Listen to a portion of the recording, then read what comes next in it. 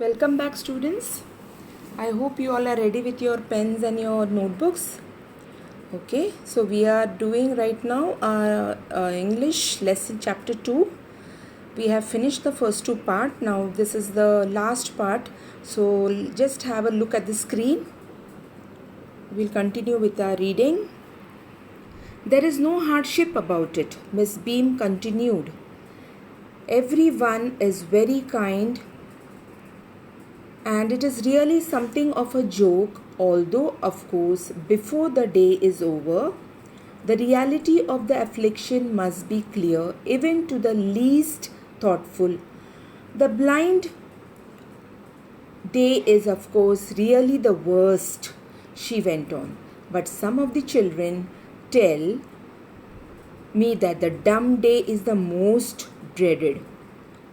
There, of course, the child must exercise willpower only, for the mouth is not bandaged, but come down into the garden and see for yourself how the children like it. Here the writer has been explained by Miss Beam as to how the children feel and how they fear which activity they like the most and which they are dreaded and scared to do. Okay, so let's continue our reading. Let us go to the next para. Miss Beam led me to one of the bandaged girls, a happy little thing whose eyes under the folds were, I felt sure, bright and twinkling. Here's a gentleman come to talk to you, said Miss Beam, and left us. Don't you ever peep? I asked by way of an opening. Now here the writer is led to the garden and he's introduced to a bandaged girl, and whose eyes the writer assumed that, though it was covered, assumed that it will be bright and twinkling. And Miss Beam introduced the girl that one gentleman has come to talk to you. So now the writer is asking that girl, don't you feel like peeping out? Don't you ever peep? I asked by way of an opening. So let us see further. Now here is a question for you. Find the superlative degrees of the following passage from words from the passage. Worse and less. In your earlier classes, children, you have studied about the positive degree, comparative degree, superlative degree. Okay, so I have given two words here, worse and less. Now we will find out from the passage whether we are able to find the superlative degrees of those words. Now let us go to the first line. Everyone is kind. Go to the second line, and it is the third line. The reality of the affliction must be clear even to the least. Okay, we found one. So the superlative degree of less is least.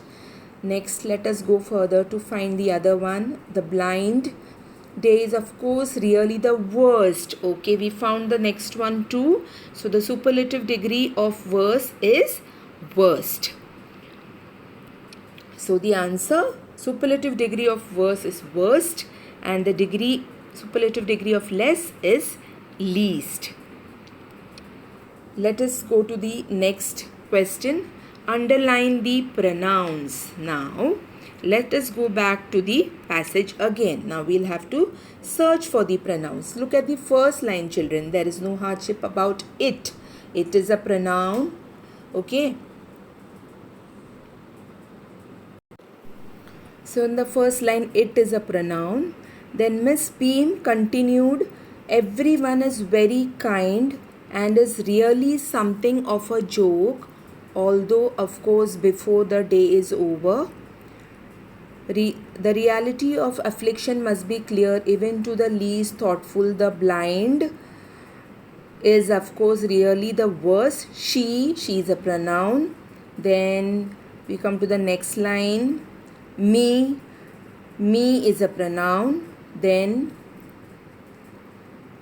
we come to the next line. Exercise will for, but come down again. See for yourself, children, like it. Okay.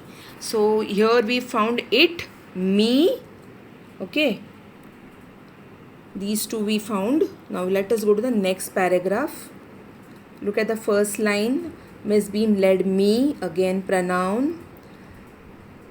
Then the next line. Here again the third line. I is a pronoun.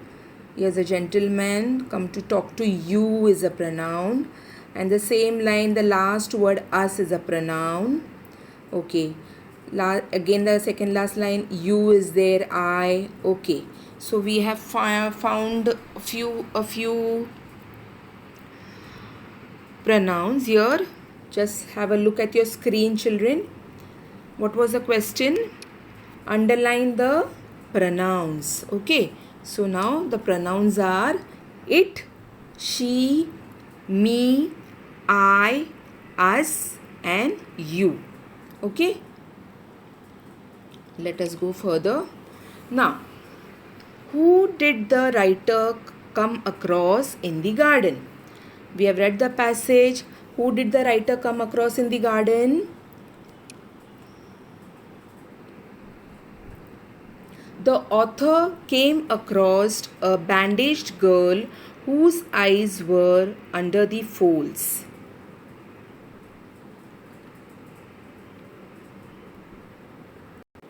So the answer to the question is, the author came across a bandaged girl whose eyes were under the folds.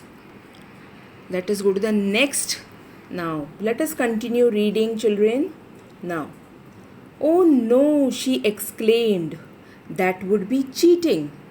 But I had no idea that it was so awful to be blind. You can't see a thing. One feels one is going to be hit by something every moment. Sitting down, such a relief. Are your helpers kind to you? I asked. Pretty good, not so careful as I shall be when it's my turn. Those that have been blind already are the best. It is perfectly ghastly not to see. I wish you would try. Shall I lead you anywhere? I asked. Now here the writer is talking to that girl and asking her about her experience, that would you cheat, would you try to see, and then that girl is saying that no, it's actually it is better to be, it is not a easy thing to be blind. It all depends upon how the helpers help her. So the writer is asking, are your helpers kind to you? So she's saying pretty good, not so careful as I shall be. Means if she would be a helper, she would be more careful. But those who have been already blind, they know what it is to be a blind, so they are more careful. It is perfectly ghastly not to see. I wish you would try. Okay. Now the writer is asking her, shall I take you somewhere? Now we read this. Now let us see what are the questions from this paragraph. Name the adverbs from the passage. The paragraph what we read just now, let us find whether we can search some adverbs in that. Okay.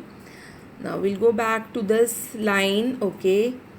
First line, second, so awful to be blind, can't see such a thing. One feels one is going to be hit by something every moment. Sitting down, such a relief. Are your helpers kind to you?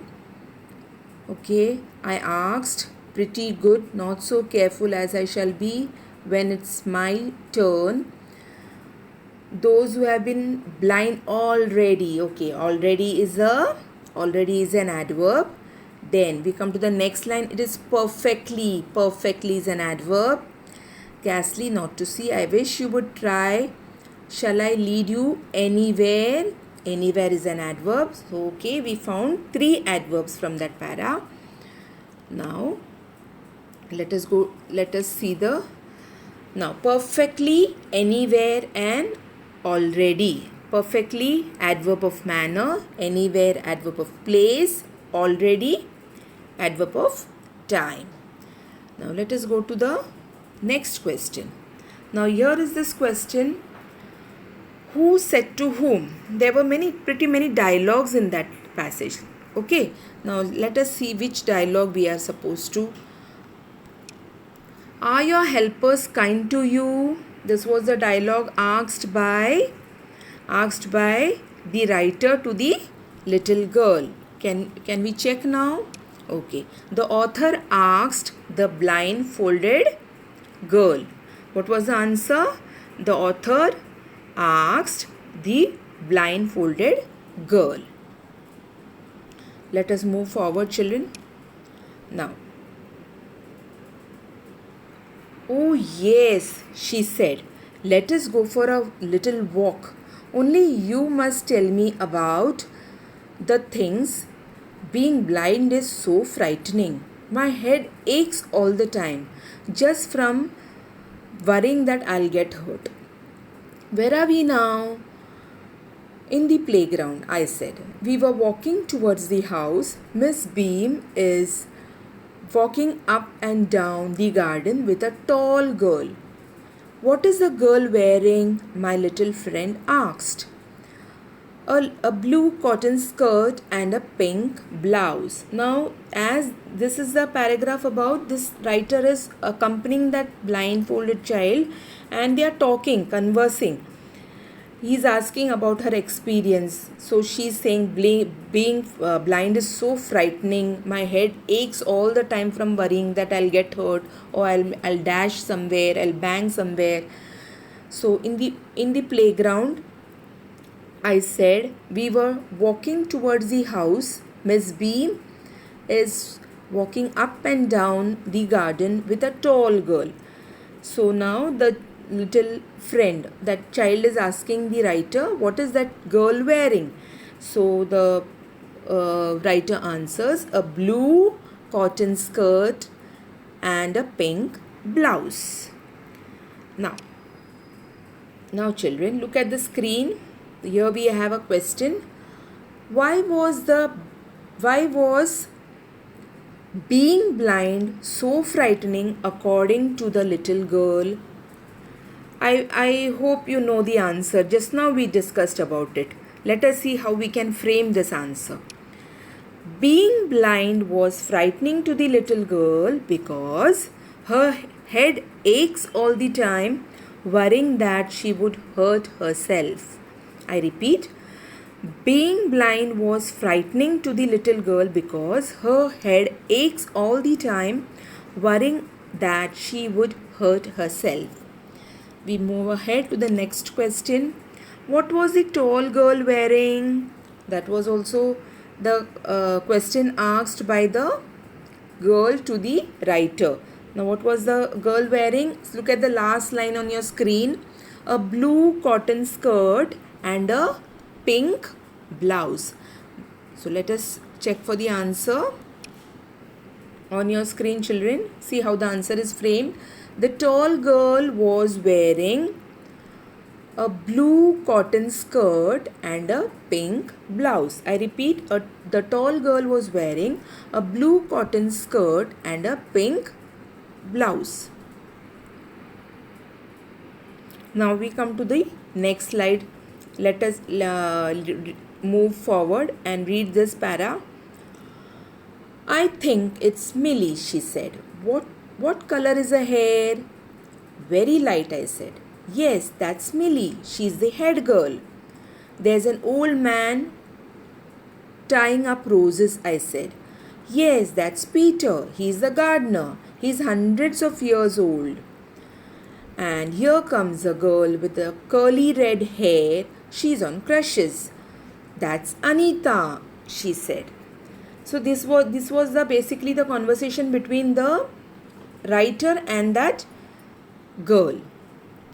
Now let us see who was the head girl of the school. Head girl of the school was Millie. Okay, so Millie was the head girl of the school. Next, name some of the proper nouns. Okay, let us find some of the proper nouns. Look at the first line, children. Millie. Okay, next, then we have Peter, it's a proper noun. Then we have Anita. So 3 names in this passage. Okay, so Millie, Anita and Peter, they are the proper nouns of that passage. Let us come to the next question. How was Anita's hair described in the passage? That was in the last line, if you remember. Last line we had just read. Look at the last line. And here comes a girl with a curly red hair. Okay, so how is her hair described? Just look at the answer on your screen. Anita's hair was curly and red in color. How was the hair?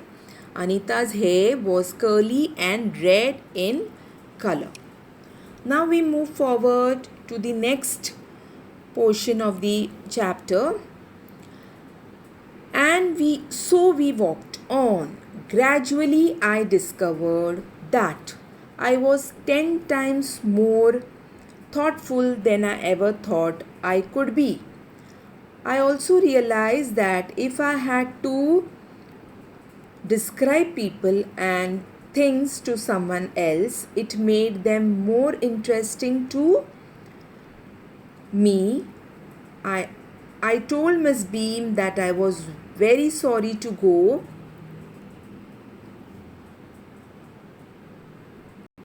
Sorry to go. Ah, she replied, then there is something to my system after all. Okay, so again, should I read that sentence, para again? Okay, we'll read it once more, children. And so we walked on. Gradually I discovered that I was 10 times more thoughtful than I ever thought I could be. I also realized that if I had to describe people and things to someone else, it made them more interesting to me. I told Miss Beam that I was very sorry to go. Ah, she replied, then there is something to my system after all. Now, let us come to we have come to the end of that chapter. Now, let us just have a recap, and I will ask you, we will see whether what are the things we have understood in the lesson. So we'll have a short recap. Okay, here's a question for you. Why did the children in Miss Beam's school have a lame day, a mime day, a dumb day and a blind day? Children, just think of the answers. Again, I repeat the question. Why did the children in Miss Beam's school have a lame day, a mime day, a dumb day and a blind day? Now, here, just look at your screen. We will read this answer, okay? In order to get a real apprehension and understanding of misfortune into the young minds, the students are made participants of misfortune. The reality of affliction must be made clear to each and every student. Hence, they celebrate blind day, deaf day, mime day and dumb day. Here, each and every child is made to participate in this particular day what they observe, so that every child is able to understand the reality of affliction, what it is to be really blind, what it is to be really dumb, deaf. So in order to get the real apprehension and understanding of misfortune into the young minds, these students are made participants of misfortune. The reality of affliction must be made clear to each and every student. Hence, they celebrate blind day, deaf day, mime day and dumb day. Now, I shall ask you one more question, children. the next question, why for some children was not speaking more difficult than seeing? Okay, why for some children was not speaking more difficult than not seeing? Let us find out this. For some children, being blind is more difficult than being dumb, because when they are blindfolded, they are in constant fear. Being blind is more difficult than being dumb, because when they are blindfolded, they are in constant fear of getting hurt. I repeat, students, let us see the question again. Why for some children was not speaking more difficult than not seeing? Now the answer, for some children being blind is more difficult than being dumb, because when they are blindfolded, they are in constant, when somebody is tying your eyes, closing your eyes, you are blindfolded, you always have that fear that you will get hurt, you will bang something and you will get hurt. So that is the reason. So here is the answer again. For some children, being blind is more difficult than being dumb, because when they are blindfolded, they are in constant fear of getting hurt. Let us go to the next question. Why was the author sorry to go back from the school? The author was actually, in the last paragraph, he was really feeling very bad. He was so impressed by the activities that are conducted in that school that he was speechless. He was very thoughtful and he was feeling very sorry to go back from the school. So the question, why was the author sorry to go back from the school? The author was very impressed with the way Miss Beam's school functioned. He became all the more thoughtful. The answer is, the author was very impressed with the way Miss Beam's school functioned. He became all the more thoughtful. So children, this was the lesson number 2, a school with a difference. We have finished this lesson in 3 parts. I hope you have understood this lesson, and we have shared the pages, the links. You can read your textbooks. Okay, once you read it, you will see the video again. You will be able to understand the lesson more thoroughly. So please read the textbook. Okay, and we will meet for the next class here again.